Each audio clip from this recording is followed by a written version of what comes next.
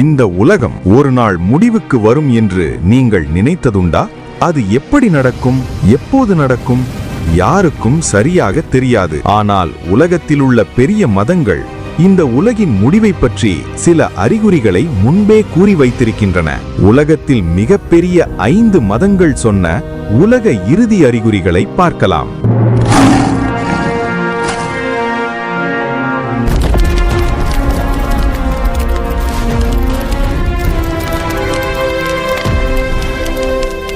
யூத மதம் இவ்வுலகத்தில் மிகப்பெரிய மதம். இவ்வுலகத்தில் உள்ள மிகப்பெரிய மதங்களில் இதுவும் ஒன்று. இந்த மதத்தவர்கள் அதிகமாக வசிக்கும் இடம் அமெரிக்கா, இஸ்ரேல் மற்றும் பல்வேறு நாடுகளில் இவர்கள் வசிக்கிறார்கள். இவர்களின் மொத்த எண்ணிக்கை 15.8 மில்லியன் பேர் வாழ்கிறார்கள். தெளிவாக சொல்லணும் என்றால் 1.5 கோடிக்கு மேலான யூதர்கள் இந்த உலகத்தில் வாழ்கிறார்கள். யூத மதம் சொல்வது உலகம் எப்படி முடியும்? யூத மதத்தின் புனித நூல்கள் டானாக் மற்றும் டால்முட் உலகத்தின் முடிவை ஒரு வித்தியாசமான முறையில் விளக்குகின்றன. இறுதி காலத்தின் மிகப்பெரிய அறிகுறி மசியா வருகை.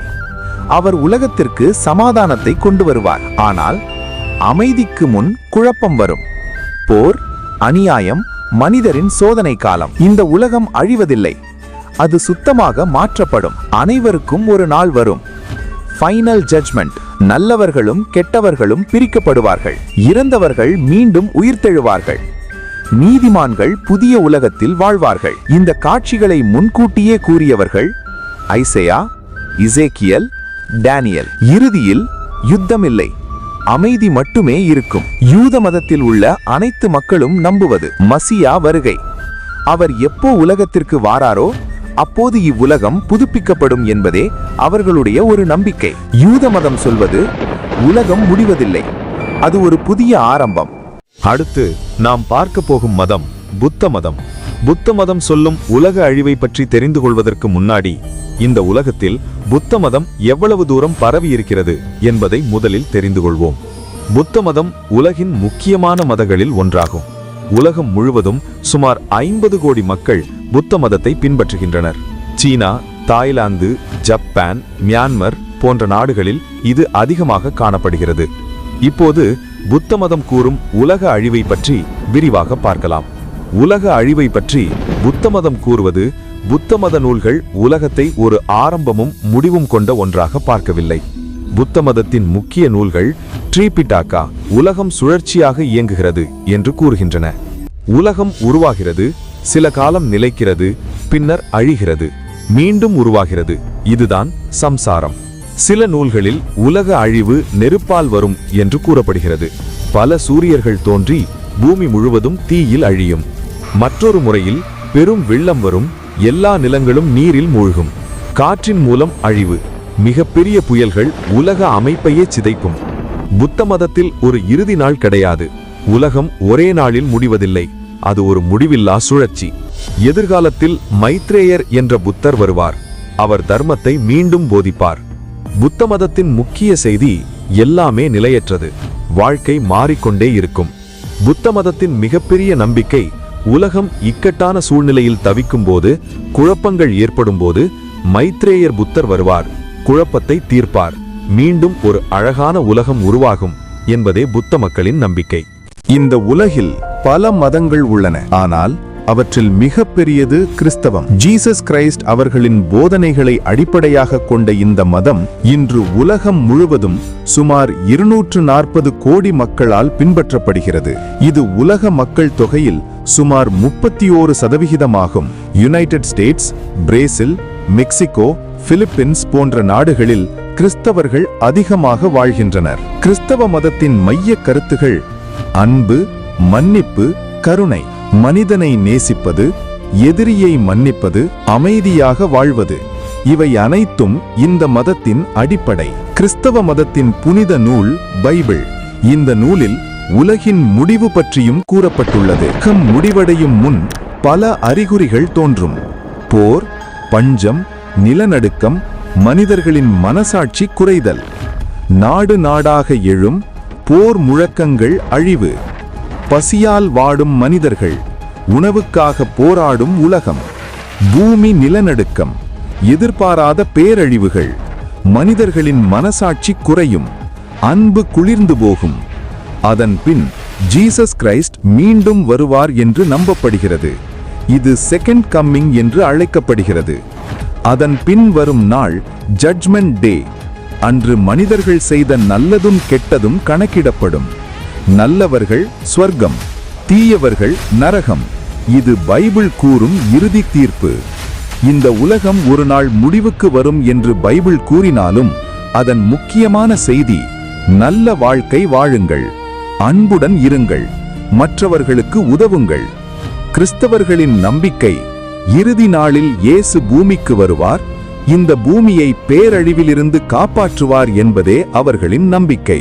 இந்த உலகில் மிக பழமையான மதங்களில் ஒன்றாக விளங்குவது ஹிந்து மதம்.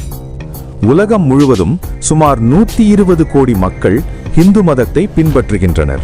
இது உலகின் முக்கியமான மதங்களில் ஒன்றாகும். ஹிந்து மக்கள் அதிகமாக வாழும் நாடுகள் இந்தியா, நேபாளம், பங்களாதேஷ், இந்தோனேஷியா, பாகிஸ்தான், இலங்கை, அமெரிக்கா, மலேசியா. ஹிந்து மதம் பெரும்பாலும் தென்னாசிய பகுதியில் அதிகமாக காணப்படுகிறது.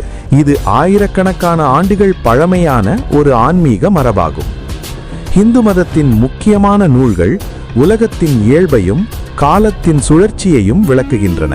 விஷ்ணு புராணம், யுகங்கள், கல்கி அவதாரம் மற்றும் உலக அழிவான பிரளயம் பற்றி விளக்குகிறது. பாகவத புராணம் கலியுகத்தின் நிலை மற்றும் கல்கி அவதாரத்தின் வருகையை தெளிவாக கூறுகிறது. தர்மம் குறையும் காலத்தையும் யுக மாற்றங்களையும் விவரிக்கிறது. மனுஸ்மிருதி மனித சமூகம் மற்றும் ஒழுக்க நிலைகளை விளக்குகிறது. ஹிந்து மதம் காலத்தை ஒரு சுழற்சியாக பார்க்கிறது.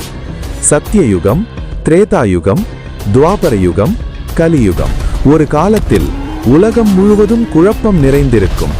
அமைதி இல்லாமல் மனிதர்கள் தர்மத்தை மறந்து வாழும் காலம் அது. தர்மம் சிதையும், அநியாயம் அதிகரிக்கும், மனித மனசாட்சி குறைந்து போகும். அந்த நேரத்தில் தெய்வீக தலையீடு அவசியமாகிறது. அப்போது விஷ்ணுவின் கடைசி அவதாரமாக கருதப்படும் கல்கி அவதாரம் தோன்றுவார்.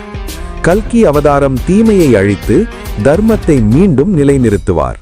இது ஒரு அழிவு அல்ல, இது ஒரு மாற்றம். தீமை அழியும் போது உண்மை மீண்டும் எழும். இந்த மாற்றமே பிரளயம் என்று அழைக்கப்படுகிறது. பிரளயம் என்பது அழிவு மட்டுமல்ல, ஒரு புதிய தொடக்கத்தின் வாயில்.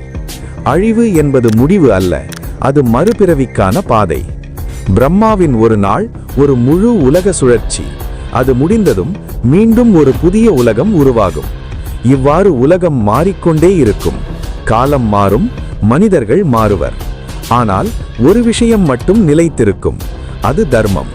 தர்மம் சிதைந்தாலும் அது முற்றிலும் அழியாது, அது மீண்டும் எழும். இந்த உலக சுழற்சியில் நாம் கற்றுக்கொள்ள வேண்டியது, உலகம் மாறலாம், ஆனால் நம் வாழ்க்கையில் தர்மம் நிலைத்திருக்க வேண்டும். உலகம் குழப்பத்தில் ஆழ்ந்தால் விஷ்ணுவின் கல்கி அவதாரம் மீண்டும் தோன்றி அனைத்து தீமைகளையும் அழித்து அமைதியை நிலைநிறுத்துவார் என்று இன்று பல இந்து மக்கள் நம்புகின்றனர். அழிவு ஒரு முடிவு அல்ல, அது ஒரு புதிய ஆரம்பம். அடுத்து நாம் பார்க்க போகும் மதம் இஸ்லாம். உலக அழிவை பற்றி அது என்ன கூறுகிறது? வாங்க விரிவாக பார்க்கலாம். உலகத்தில் முஸ்லிம் மக்கள் தொகை சுமார் 190 முதல் 200 கோடி வரை மக்கள் உலகம் முழுவதும் வாழ்கிறார்கள்.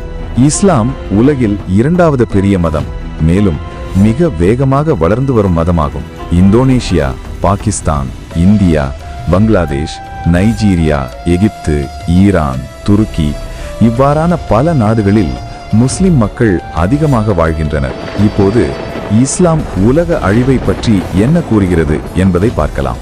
முஸ்லிம் மக்களின் வேதமான குரான் உலக அழிவுக்கு முன் 2 வகையான அறிகுறிகளை கூறுகிறது.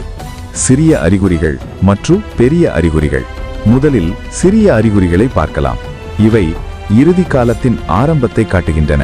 மத அறிவு குறைந்து வருகிறது. அறிஞர்கள் மறைந்து போகின்றனர்.